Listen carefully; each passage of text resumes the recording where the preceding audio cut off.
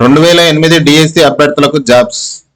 Contract పద్ధతిలో నియామకం, minimum pay scale తో వేతనాలు, త్వరలోనే కొత్త రేషన్ కార్డులు, కొత్తగా 16 కమిషన్ల ఏర్పాటు, కేబినెట్ లో కీలక నిర్ణయాలు.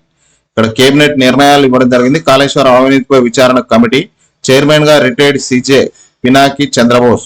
యాదాద్రి భద్రాద్రి పవర్ ప్లాంట్ అవినీతి పైన కమిటీ ఏర్పాటు, రిటైర్డ్ జడ్జి ఎల్ నరసింహారెడ్డి నేతృత్వంలో. 2 నెలల్లో 93% మంది రైతులకు రైతు బంధు జమ.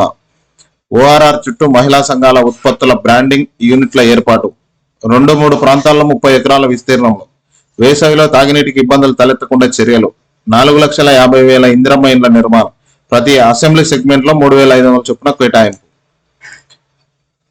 జీవో 317 46 బాధితులకు grievance cell. Cabinet sub committee నిర్ణయం. రేపు టీచర్లతో సర్కార్ మీటింగ్. జీవోల అధ్యయనంపై ఆఫీసర్లకు ఆదేశం.